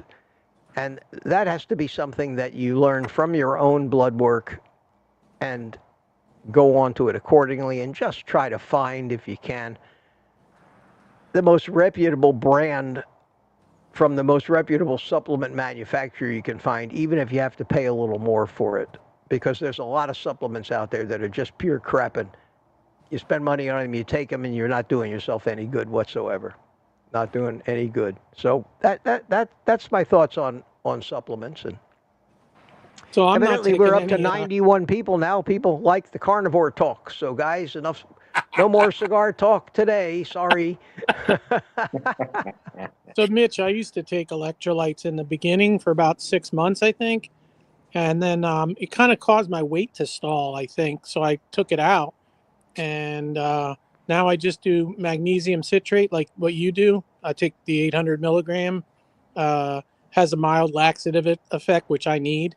Yeah, it does. That's why I used citrate in that mix. Yeah. So I only take that, iodine, and the vitamin D3K2. Okay, that's pretty much what I'm taking, but you're getting your potassium evidently because you're eating a lot of meat, and meat is heavy in potassium. Bacon, each strip of that Wright's bacon that I eat has 90 plus milligrams of potassium in it. Meat is very heavy in potassium. So if you eat a good diet, you'll probably be all right on potassium. That's why you see the amount of potassium in supplements is usually not real high. Where we need, I think they say that 4,000 milligrams of potassium a day is like the minimum daily requirement. We need a lot of potassium. It's used everywhere in our body as an electrolyte. It keeps our heart beating regularly and other things of equal importance. So it's important that we get these minerals. Our whole physiology is built around these minerals. They're part of almost every chemical reaction that occurs everywhere in our cells for every reason too. So you got to have them, and you don't do well without when your electrolytes get real low. Unfortunately, in our society now, the way to replenish your electrolytes is settled into Gatorade, which is nothing more than mostly sugar and junk. And that's what most people are drinking, stuff like that. Even sugar-free Gatorade is still got maltodextrin. I don't think a really good idea. And let me I keep was getting looking. leg cramps at night, but I was not drinking enough water before bed. Once I, just drank a nice tall glass of water before bed, that solved it. Oh, really? Okay. So you were just more dehydrated than definitely low on electrolytes. Here's a question. Here we got another question from DS111. Questioner, yesterday you were wondering if pet foods are getting on board with low carb because I mentioned the canned cat food I get is low carb. The brand I buy is Mouser. Interesting name for a cat food. Mouser. The name is what made me curious. Yeah. Oh, okay, cool. Cool. Thanks for that. Let me keep searching. I want to make sure we get going on cigars, guys, or some other off-topic discussion, but and leave the rest of them behind. Oh, and prayers to CB Carmack's grandmother. Tammy. She's in pneumonia. So prayers to her. Oh, wow. Okay. Sorry to hear that. Yeah. Tammy says Tammy does that 10 she drops. takes 10 drops. Wow. And Lizzie says she gets a $7 bottle from Vitamin Plus. It says iodine. Be careful of that stuff, though. Don't skimp on that stuff. We know that Lugol's is exactly what it claims to be. Any of these stuff that comes from vitamin it's a 2% stores solution in water, isn't it? What's that? It's a 2% Yeah, solution in water. I'm sure it's got to be in water. I'm pretty sure it must be. And there were people around that when it said 1 drop of it, they would take the whole dropper full and squeeze it in because they thought it meant 1 dropper full. Yeah, that'd be a lot of friggin' iodine. Here you go. See, when you're on YouTube, there's always somebody that disagrees with you. It is what it is. Sandy don't Black like says, he "Oh, doesn't I like don't the care swine, for huh? swine." I mean, cows are farm raised too. What do you want me to say? Yeah, get used Yeah. to it, Mark. Yeah. Get used to it. Now you know what. Oh, Now I'm you know used how to I feel. That's why I don't No say matter nothing. what I say, I always hear from somebody that says, "I don't I'm not agree with that." upset. I'm not upset. Hey, Walmart's got in that same section, Mark, where you get the swai, they've got mahi fillets that are amazing. Yep, I've gotten them too. What? Yeah. They've got to be wild caught. They don't Yeah, farm mahi. mahi's not farmed. No. They're sport fishermen are out there fishing for that stuff. Those are. Yeah. And for those of you who don't know, that is also named dolphin. Yeah. Yep. And when people think that when they see dolphin in the supermarket that they're eating flipper. And they don't want to eat flipper because they love flipper, but that's why I think they started adopting the mahi name for it so people wouldn't think they were eating flipper. But the real name for that fish has always been dolphin. And Ellen is with us. Ellen, She doesn't hi, like Ellen farmed chimed fish. in. Yay, good to see you. What's that? She doesn't like the farmed fish, huh? Yeah, I try to stay away from farmed fish too, but like the same with animals. You know, yeah, they feed the fish a vegetable-based pellets or feed of some sort, but the fish metabolize it. You're not really eating grains into meat, but it does affect the omega-6 to omega-3 ratio in any animal that's eating. Even in eggs, man, it's wildly different. When you get a pasture-raised egg, the omega-3 to 6 ratio is right about where it's supposed to be. But if you get a farm-raised egg, which is like 1-to-1 or 2-to-1, okay? But when you get a egg from a chicken that's fed 100% chicken feed and grain, the ratio could be as high as 15 to 20 to 1. Yeah, well, Hey, you Mitch. notice the yolk too. What's that? Mitch, I saw the Eggland's Best. You ever heard of Eggland's Best? Oh, of course. Egg? Who hasn't? Yeah. And right on the package, it says vegetarian fed, and then it says 20% less saturated fat than a regular egg. Yeah, I would want to buy that. Well, listen, they put the labeling is always very, very deceptive. They put on the pasture-raised eggs that they have at Sam's, which is what I eat, with the nice yellowish orange yolks, brown eggs. I know they're not. They're not from small family farms with pristine fields and fields full of worms and grubs for the chicken to eat, but they are a lot better than the normal white eggs. I know that. But even on that package, they put vegetarian fed, and that's a bullshit. How can a hen be pasture raised if it's vegetarian fed? Because that's not what they're eating in the pastures. They're eating meat, and they're eating bugs and grubs and worms and things like birds are supposed to eat, and that's what makes the eggs healthier. But if you put on an egg package pasture raised, grub, worm, fed, people wouldn't buy them. They need to think. Behind pasture fed, the pasture raised though is they only have to have access to the outdoors. Doesn't necessarily mean they're. I think pasture raised goes a little beyond. I think that's free range. When they say free range is what is where that rule applies. But I don't know who's making the noise with their microphone. Who do I hear?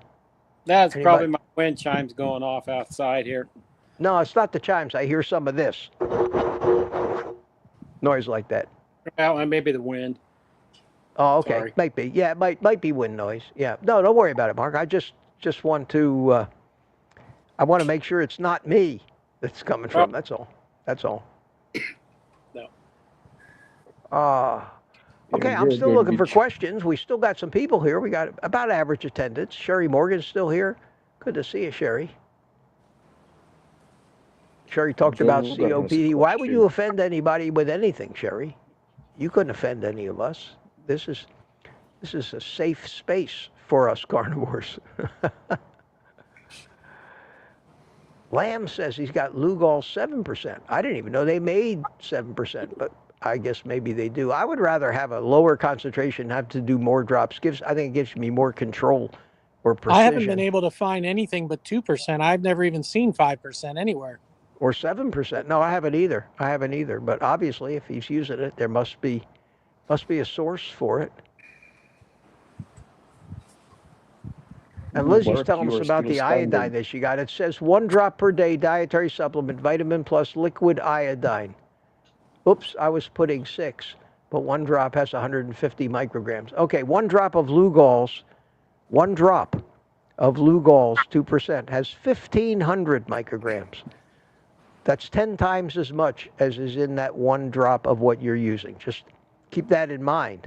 So if you think you need to be using like 2 drops of iodine a day of Lugol's 2% equivalent, you would need 20 drops of that stuff that you're using. And if it's got other things in it other than iodine, you may OD on some of the other things. And if it's just iodine, I'm taking 3,000 micrograms, which is 3 milligrams, by the way. So it takes 1,000 micrograms to make a milligram, 1,000 milligrams to make a gram, and 1,000,000 micrograms to make a gram. Every time you go down to the next level of smallness, you divide by 1,000, from micro to milli. And then nanograms is also a measure, goes down another level, and it becomes a billionth of a gram. So I would take more of that if that's what you're using. You're going to need a lot more of it. And if you use that much more of it, you'll find that it's actually more expensive. If you got to buy 10 bottles of that to equal 1 bottle of Lugol's, then your $7 bottle became a $70 bottle. Just another way they get you. That's the way they get you. They make it cheaper, but they give you half as much of it. That's our new packaging trends. New low price. Yeah, new low price because it's 1/3 the size of what it used to be, but you only lowered the price by 10%. You greedy company, you. It's just like coffee or bags of anything. Anything these days. What used to be Nescafe. I mean, I drink instant. Okay, I'm a simple guy. Okay, nothing wrong with that. 2.5, 3 inches from the lid is just air. Oh yeah, and it's a product. Bag may not appear full due to settling. Right. Yeah, settling. Yeah, it's settled before it left your factory. I mean, I buy it. I've been buying it for years. Yeah, and look at ice cream. When did a pint of ice cream start to be 14 ounces? No, seriously. You buy a pint of ice cream these days, it's got 14 ounces of ice cream in it. To me, I always thought, I was taught this in school. Maybe I had dumb teachers, but they taught me that a pint was 16 ounces. Aaron is here. Booty Goats, how you doing? Good to see you. Good to see you here. Mm-hmm. And Steve Studley is commenting, Mark Whistler, is he getting tipsy? Mark, yeah. Hey, Mark, you getting a little nauseous yet from that? Yeah, that's why I'm going to eat a little bit. Okay. Well, you're doing okay. You're not stoking it up too much, which is good. I'm puffing the hell out of it, aren't I? No, you're not. It's just like me. These things will last for hours. Yeah. If you just take it easy with them. Yeah. Ellen says, hi, Tuca. LOR just chimed in quick. Got to be driving now. Ellen is just so busier these days than anybody He's ever. busier than a one-arm paper hanger anymore. I'm telling you, man. Oh, yeah. I'm telling you. And She's a busy woman. And B says, I ate mahi 34 years ago and loved this stuff so stinking much. Yeah, Aunt B, you can get it at Walmart. It's not real expensive, and they're nice serving sizes. They're delicious. Yeah, I'm gonna have to stop buying my fish. I'm not crazy about the cod I've been buying or the salmon either from Sam's Club.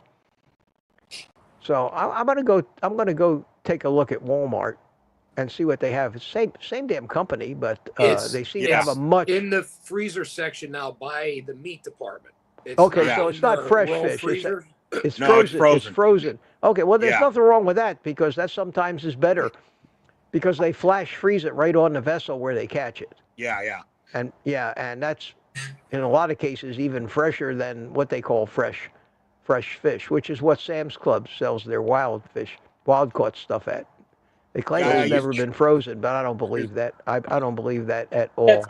It's probably they have hot to freeze it on the boat. You'd think so. Thomas Pruitt, Target Prime Rib, says he loves mahi. Yeah, I'm glad you guys reminded me of that. I haven't had that in quite a while, but I love that fish. I really do. There's a guy here in town that I used to work for, and he goes to Montana to go fishing every year. He takes 2 weeks and goes up there on the lake and goes fishing.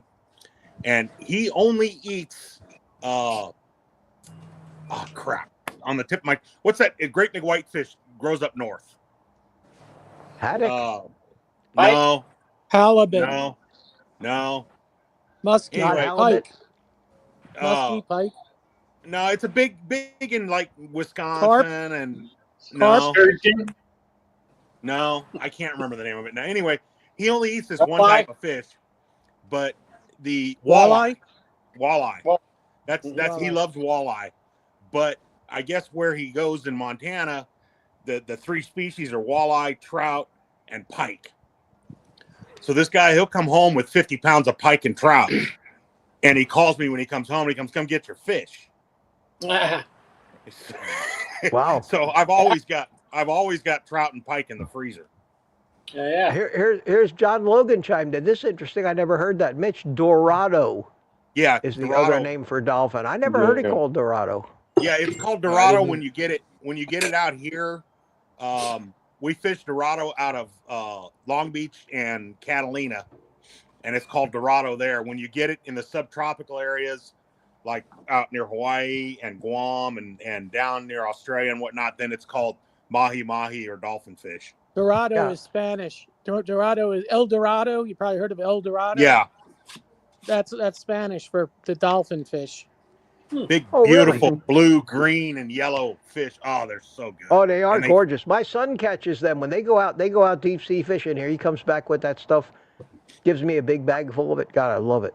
Talk about fresh. We get Dorado a lot out of Long Beach, California, and out near Catalina Island. We get Dorado and a lot of scorpion fish. Love scorpion fish. Well, I've never been a fisherman, so I still have a lot to learn about all this stuff, about the different names of some of these fish that people go out fishing for. I hear them talk about crappie and other things. I have no idea what they are. Crappie are excellent. Yeah, I don't want to eat crappie are excellent. I just don't want to eat anything named crappie. I'm sorry. Well, it's actually you'd love it. You'd love it. I'm sure it's probably great fish, but I just, I'm sorry. But they call it crappie for a reason. There's a charter that my dad and we've gone on for 25 years, and the guy's never raised his prices. It's $65. He limits the boat to about 50 or 60 people, and an all-day trip, $65, 6 a.m. to 6 p.m. And they've never failed to put us on fish. I love this guy. Wow, DS111. This is interesting. He says he's talking to Aaron. Peckish is a word I never heard before until only a few weeks ago, and I'm 61. Wow, that's interesting. I always thought that was a very common word, peckish, but means feeling a little off, a little off. But I could eat. Listen, I didn't know what El Dorado fish was either. I've heard the word El Dorado all over the place. Usually, in referenced in Western movies, but I didn't realize they were referring to a friggin' dolphin. I think it's the dolphin fish name is kind of a misnomer because it's not it's a flat finned fish. It's not a porpoise style, mammal air breathing fish. So here we're at the point where we were talking about the 14-ounce ice cream pints, and Wanda Gerling chimed in and said it's the new math. The new math, yeah. And Boyd, this is true too. 12 ounces of bacon. that you think you're buying a pound. Pay attention. Yeah. I have not gotten sucked in by that in the longest time. I always look at the number of ounces in a package. I don't care what it looks like. And it's sneaky what they LRC do. New has a question, Mitch. Who does? LRC New, she has a Q in front of it. It's right at the bottom. Okay, well, I'm getting to it. I bet FX Trader's got a question here, and I'm not too far behind. 4:39. Yeah, I'm only about 3-4 minutes. I will get to that question. Now we have. I read that Trump sleeps 4 hours only, eats at Mickey D's, and drinks 15 Cokes a day and is in good health. Is he superhuman? I would have to say that something about him is, yes, superhuman, and it's possible to have genetics where you can do real well on that. But don't forget, the guy also he's monitored constantly. His medical care is top shelf. It has to be.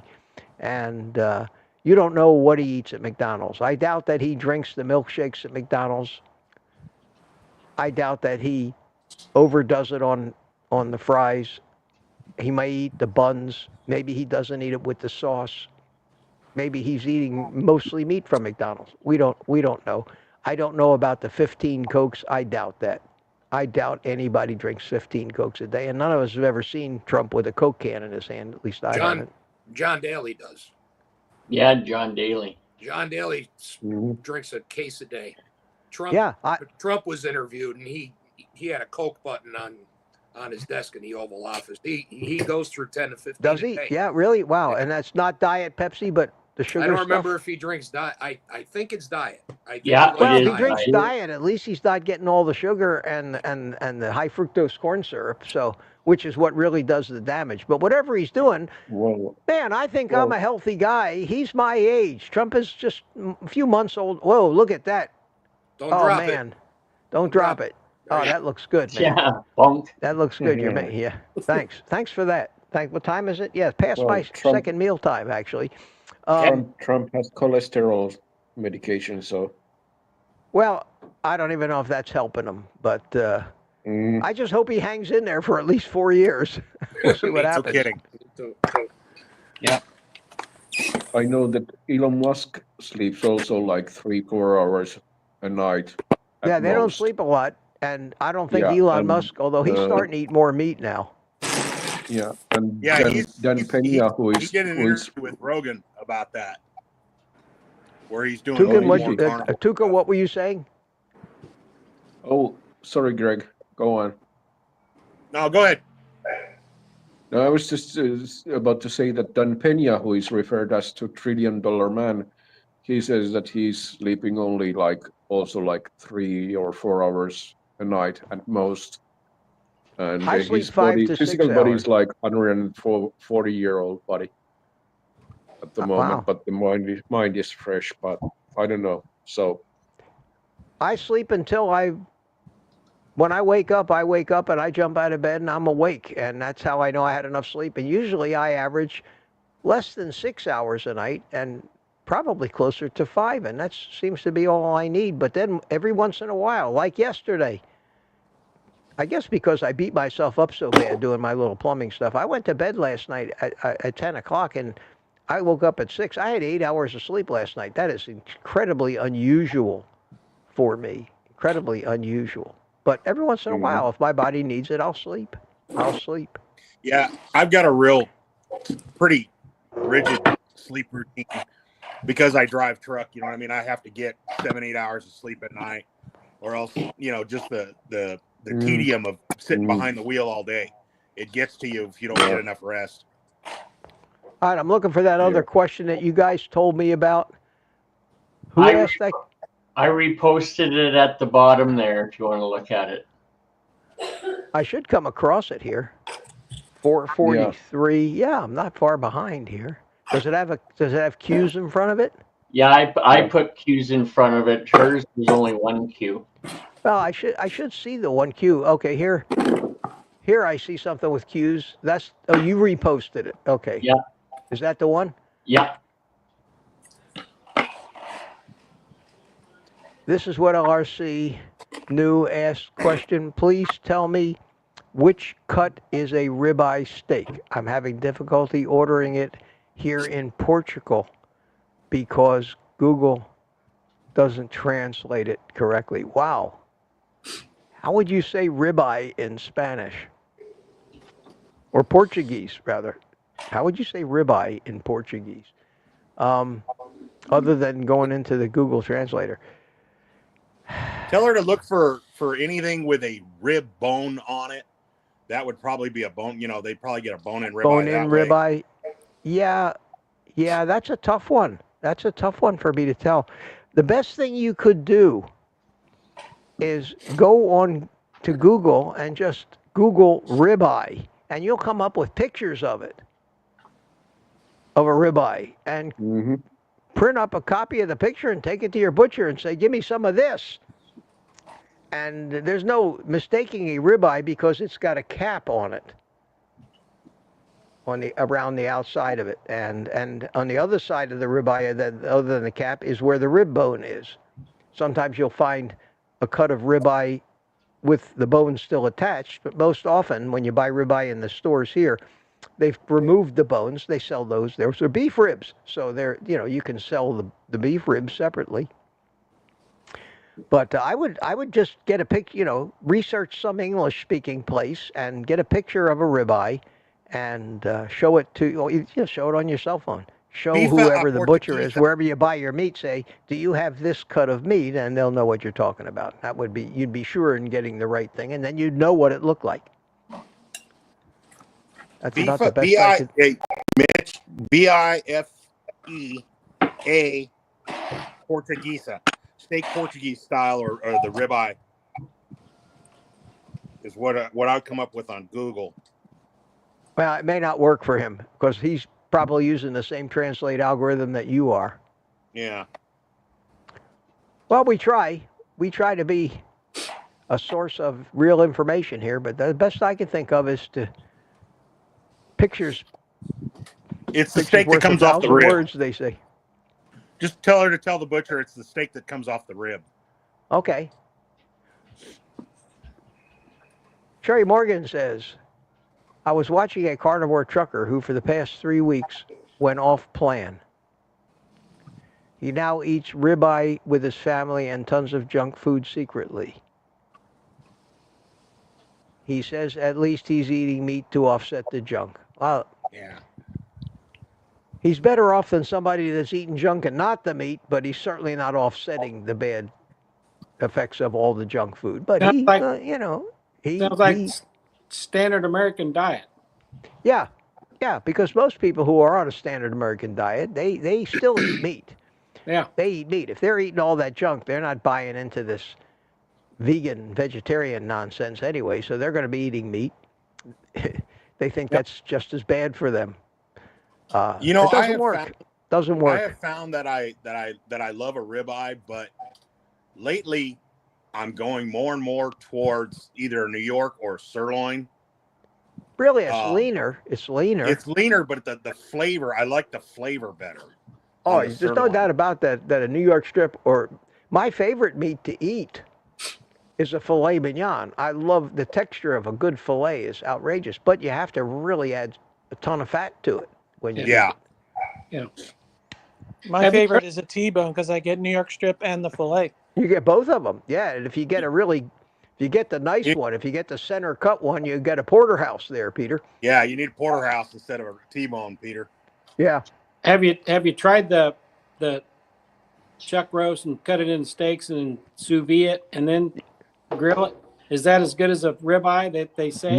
Not in this universe. I mean, people will claim that, but I got to tell you, I've tried that so many times, I gave up on it. It is nowhere near a ribeye. Mitch, if you cut the chuck eye out of the chuck roast, it's a ribeye. It's the same thing.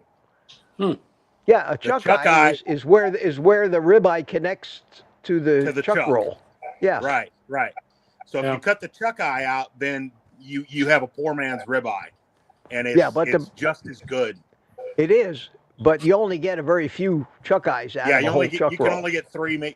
You can only get three, maybe four out of an entire chuck roll. And then you got all that chuck which you either roast or you grind up into ground beef. But there's Delmonico. three There's another cut on that roll. Delmonico, yeah, and also the Santa Fe steak.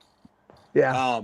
Yeah. But you take those once you cut the ribeye out, if you're not going to take the time to cut the Denver and the Santa Fe out of it also, you're just going to cut chuck steaks.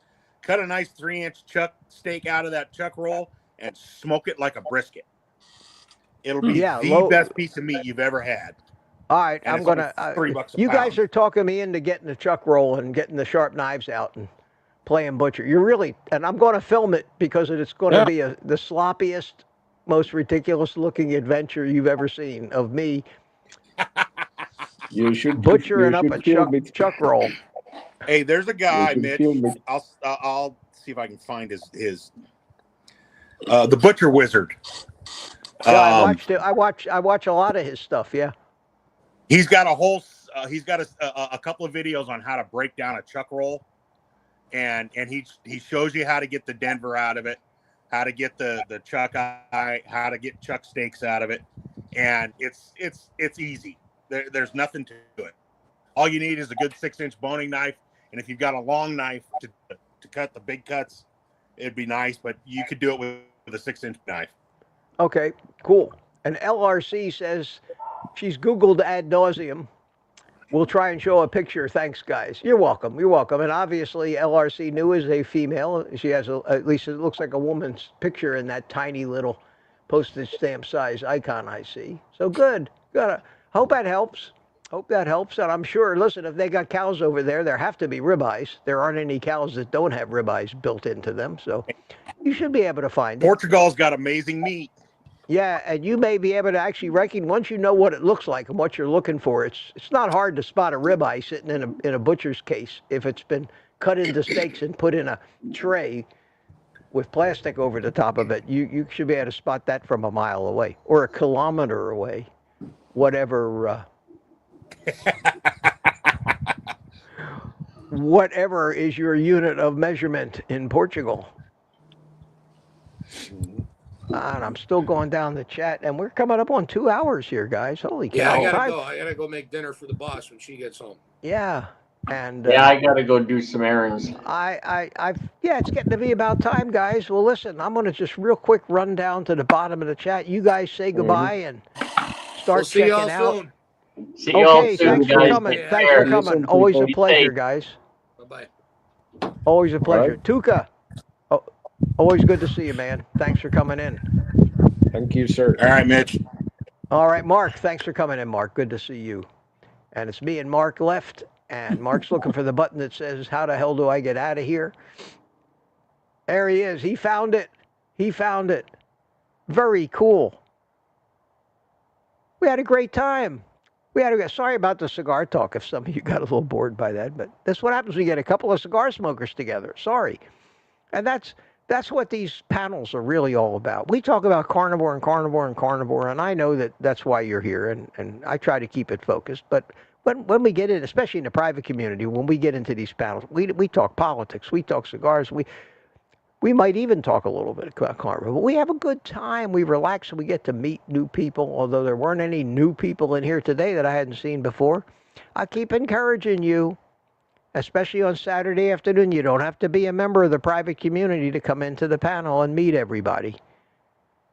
On Thursday night, you do, but not on Saturday. It's opened up to everybody. And we're going to keep doing it like this because it's fun and I like to do it. It makes me feel good. You guys are my friends. And at this stage in my life, other than my children, you are pretty much the only friends that I have. And I value that. CB says, it's all good, Mitch. We know you are passionate about your cigars. I understand it. Thank you, CB. I think most of us in this group are live and let live, very understanding people, non-judgmental, respectful, just good people. The world's, I think, very short of just good people. Lizzie says, today was fun. It's Tuca. Man, it's going by fast. I missed it. I tried to click on it and it went away. There it is. Today was fun and funny. Thanks, Lizzie. It's great to have you here today. And all you people now that are saying goodbye. So what I'm going to do is I'm going to use a little blues to exit on today. Set the mood for the rest of the day. Let you all say goodbye for a minute or two in the chat. I'm still working. I've only drank half of this coffee so far.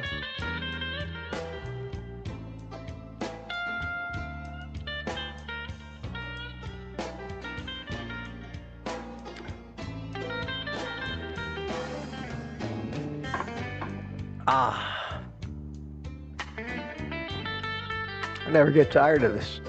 Never get tired of this.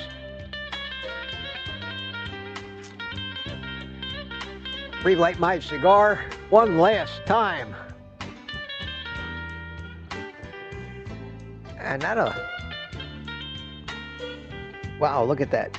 It's just coming right up on exactly. Right, another 2-hour live stream in the books, guys. That makes, for me today, a grand total of 4 hours of this. And it all that for us went by so fast my head spun. Sherry Morgan says, have a great day, man. You too, Sherry. Always, every day. Have a great day every day.